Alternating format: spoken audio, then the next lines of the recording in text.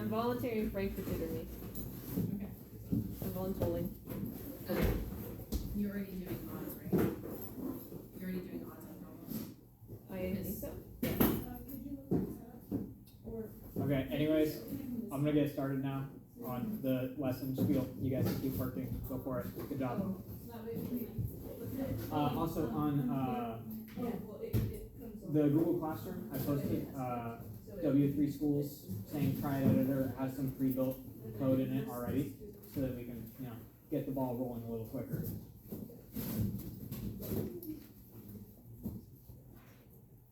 So, if you remember last time I talked about variables, right? And the thing with variables is that there are multiple different types, right? We have integers, we have booleans, so on and so forth.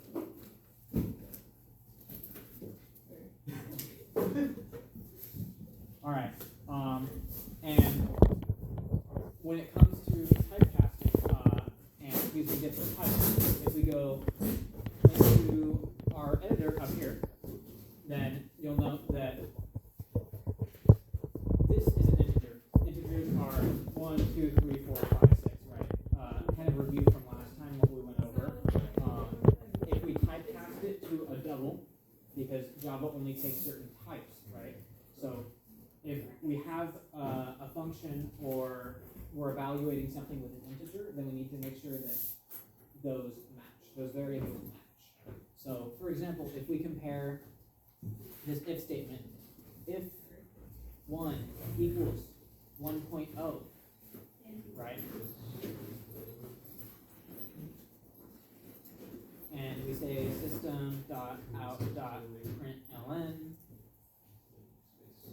this works.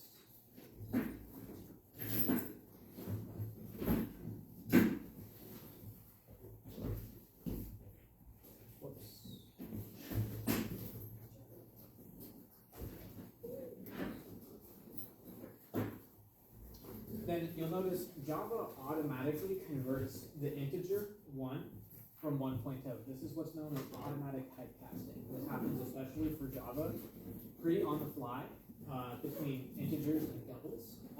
However, when it comes to like strings, for example, strings and integers, if you want to compare, like for example, if I were to write this, so like the string 1,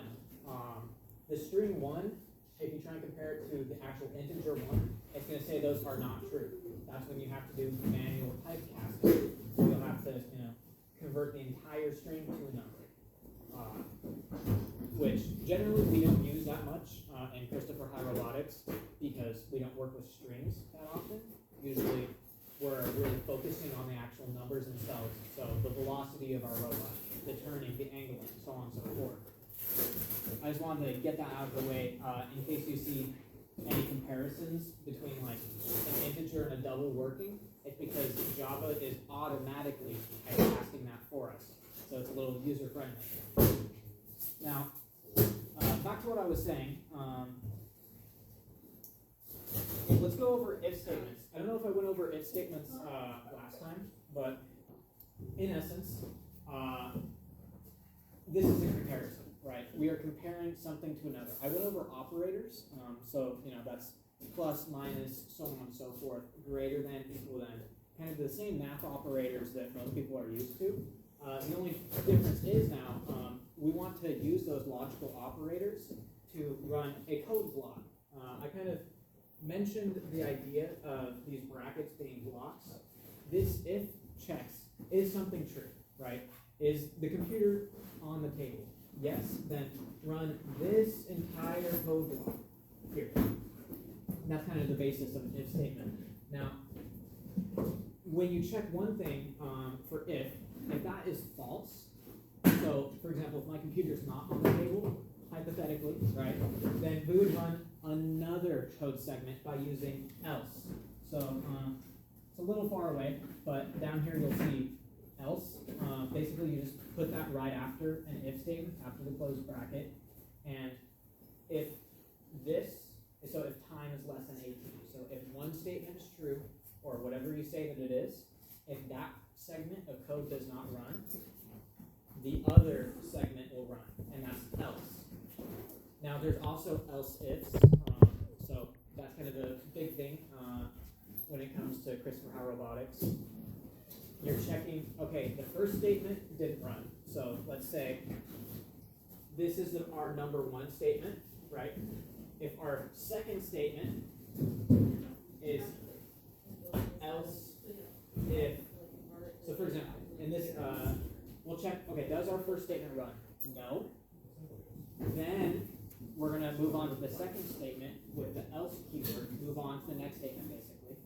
But we also have a conditional at the same time. We're not just checking if anything else is true, we're checking if this one particular is true. So we say like, if x is greater than y, right? And then we put our brackets, whatever, and we have it run another code segment. And now we can finish off all of this by putting a third statement, and that is else. So else is if anything else is true. That's the way I can remember it, the way I think about it. If anything else is true. I know that these two code segments are not true, but what if anything else is true? What if my computer is on the wall, for example? If my computer's on the wall, then that would run, because my computer is somewhere. That's true, right? So that's kind of the way to think about if else. General quick rundown. If you've done block code or anything like that, it's very similar system, but I'll kind of delve into it a little more as we get a little further into this. So, for some real world examples, robotics, right? I mentioned that, hey, we use if statements a lot, right? Just a quick thing I want to note before I kind of go off on this tirade. We went over booleans, zeros and ones, true and false, right? So you can test if a boolean is true just by saying if and then the variable name. If you say if and the variable name, what happens is it checks, is this true? It's not like if equals true, it's if this is true, then run this statement. So that's kind of shorthand for general Christopher High Robotics and booleans. We just check, is this variable, gamepad1.right bumper, is this true? So that's the actual button on our controller that we're checking. If it is true, then we run a series of code segments. The second line, first line is a comment. We went over how to comment, multi-line commenting if you recall. You can use / or you can just say / whatever. Second line, arm position equals arm collect. What we're doing here is we're just assigning we're assigning a variable, arm position. We've already declared arm position as a variable. We assign it to another variable, arm collect. So we're just assigning variables to variables here. And then number 3 and number 4, what we're doing is we're using functions. I kind of mentioned the idea of how every time you see a dot in programming basically for Java, that means that you're going inside of it. You're going inside the box. So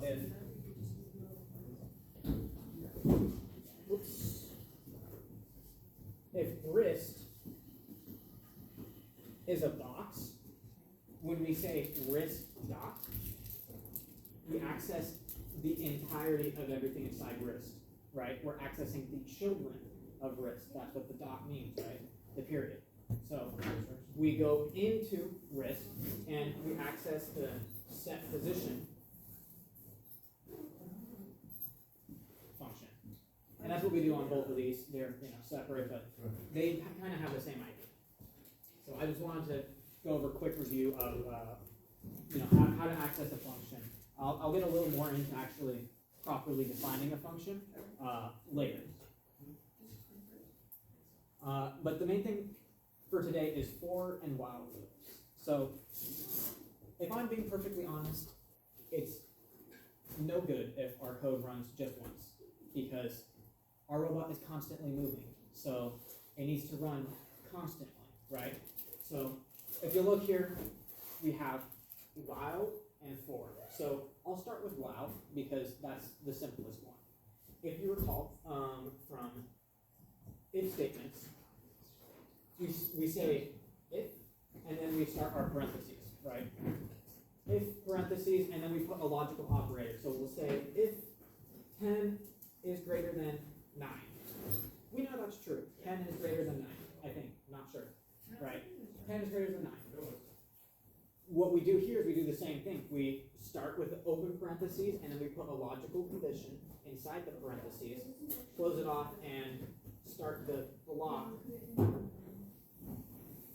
of code, right, with the brackets. So what this does is, while this is true, it's going to run constantly. So as long as I is less than 5, it's going to be true.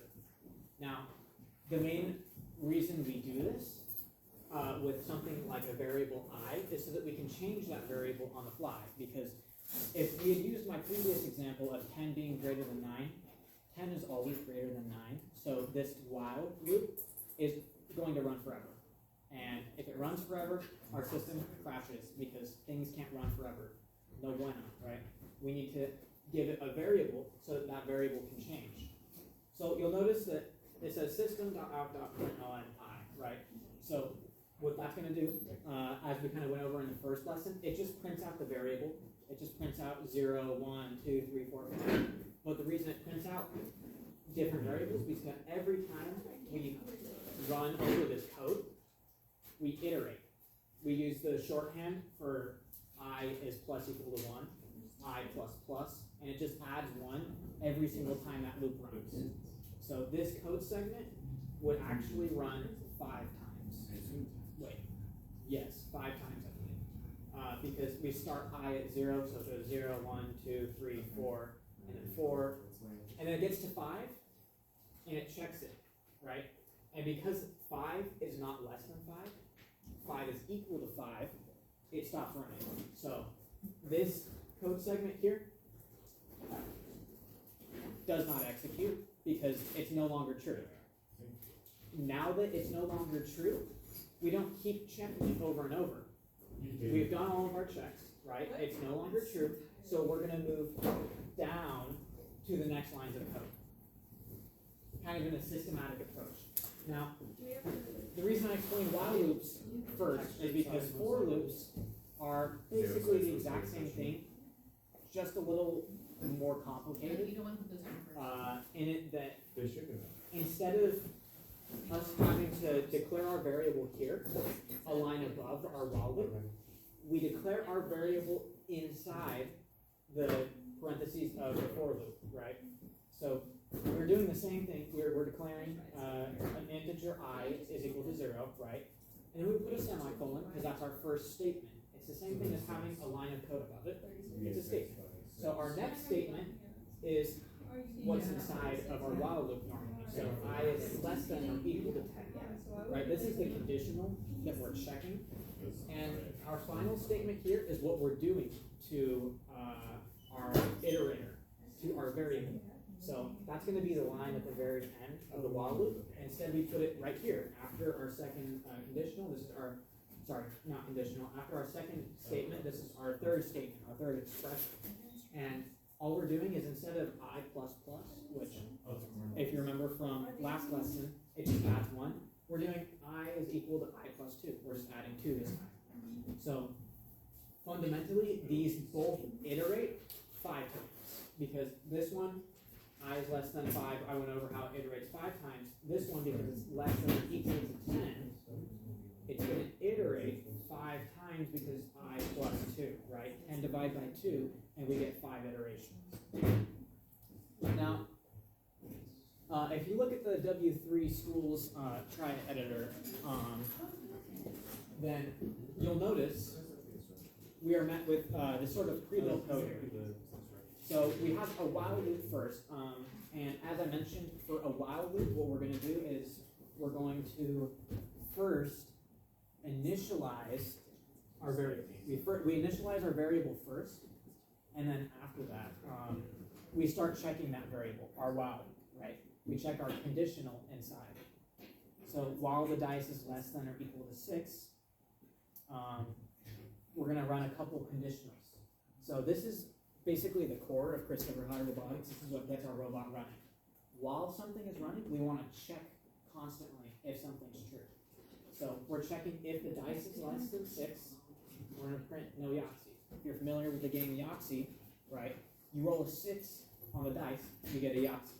So if it's anything but a 6, or more specifically, if the dice is less than 6, we say no Yahtzee. If it's anything else, we're going to say Yahtzee because we're only running it 6 times, and we're adding the number constantly. So in theory, the last attempt will be Yahtzee, right?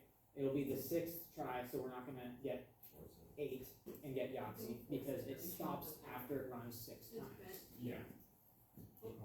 So,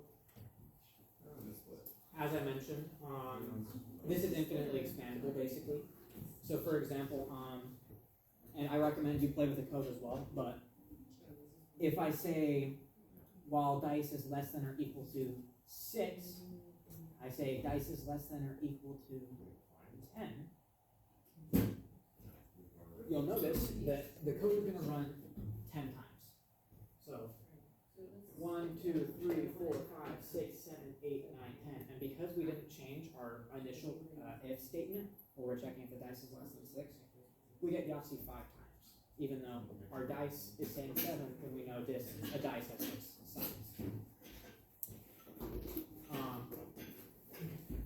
So to kind of go over that a little more, when it comes to our conditionals, standard convention says that if we start at we start our variable at 1, we're going to want it less than or equal to. And then this number right here is going to be the actual number of times that a loop runs. That's if we started at 1, and if it's less than or equal to. If we start it at 0, however, we want to put this as less than, and this will be the number that it runs. So, for example,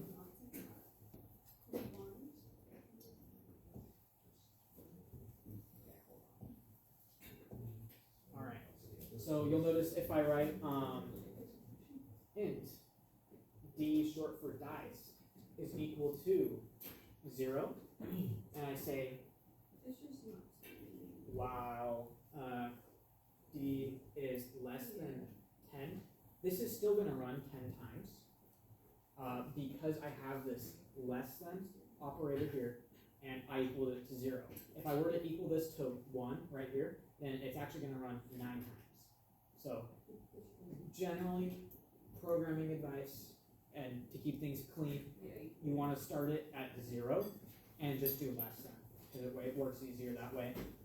But you will always be checking if a number is less than a constant number. You'll be checking if variables are less than other variables. In the case of Christopher High Robotics, we'll say, is our speed less than our maximum speed? Or is our current speed less than our target speed? It's a dynamic system. But anyways, that's kind of beyond the scope. Back to what I was saying. When it comes to actually, I'm gonna move on from form. Okay, next is arrays. Kind of a lot of information, but at its core, it's just a box of items. It's a collection of items. It's a list, in other words. So if I were to write, I don't know, let's say cats, dogs, right? Turtles. You'd call that a list of pets, right? Arrays are just that. They're a list of items. And I can say that dogs is the second item in my list, right? Because cats comes first, right? 1, 2, 3 items in my list. How it works for Java is we actually start counting at 0. So this goes back to why I kind of said we should start all of our while loops at 0. We're going to want to start our lists at 0. Java counts everything starting from 0. So you're welcome to copy that down and kind of see what it outputs. but you'll notice this comment here, it says it outputs Volvo. That's because how we access a list is with the list name and then these brackets, which basically mean the index. That means the number of the item, so the order, basically. So if I have a list of letters, A, comma, B, C, D, this is 0, this is 1, this is 2, and this is 3. Even though there are 4 letters here, the length is 4 of this entire array, but the index says that A is 0. So if I were to access C, for example, let's say I want to access element C, then I would say letters, and then I would use the brackets to basically tell the system that I'm talking to a list, right? I'm referring to a list by using the brackets. I use the bracket and I call index 2. I know in my head that in terms of the alphabet, C is the 3rd letter, but we start at 0, so I'm going to subtract 1 from that, and I'm going to call letters 2 for the 2nd index. So we're able to get that working where it kind of outputs the first item of the list.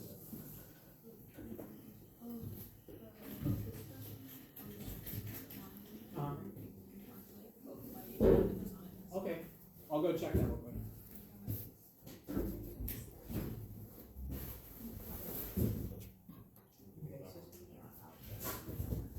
So the reason that this is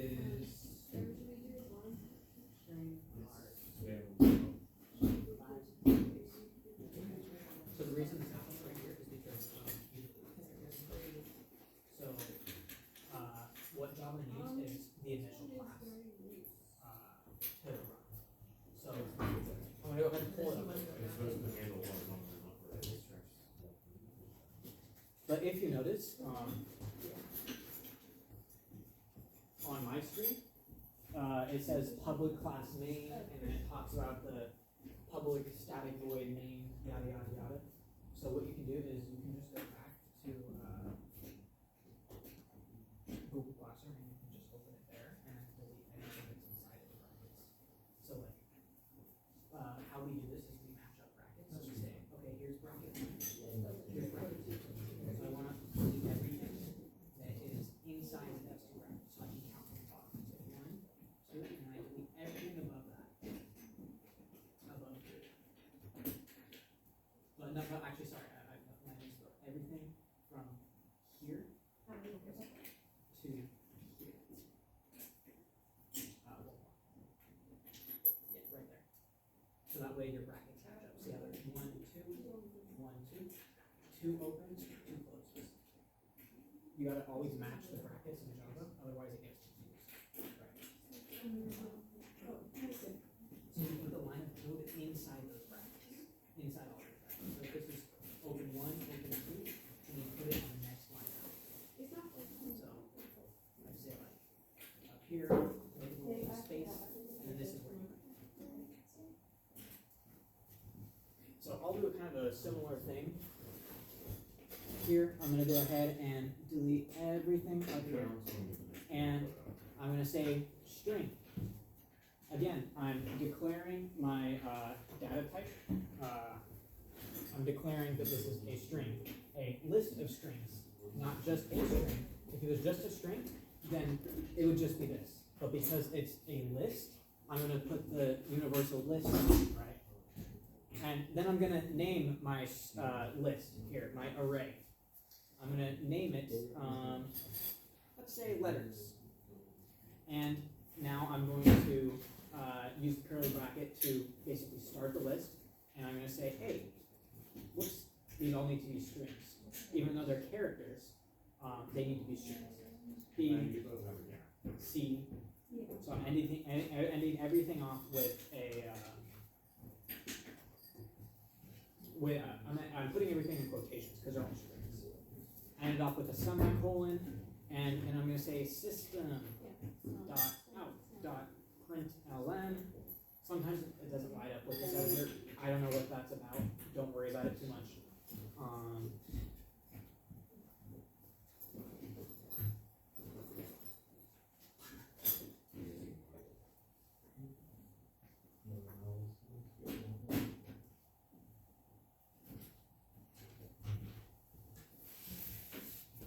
Yeah, it's just an editor thing if it doesn't light up. I noticed that now because the system and the print didn't light up. Once we move on to a stronger editor like VS Code online or whatever, you'll notice that it doesn't have these problems. It'll always show you if it's lit up and it knows what it's talking about. But again, we start our declaration with the universal list symbol, and anytime we want to access it, we use the universal list symbol.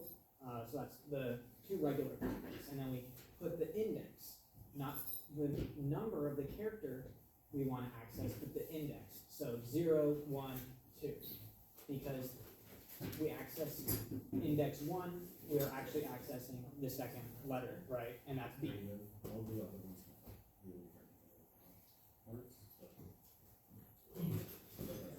And that's all I had planned for today. So there you go. That's all I had planned. So if you're welcome to try it out at home. It's all posted on Google Classroom. So get a feel for it. It is 4:10.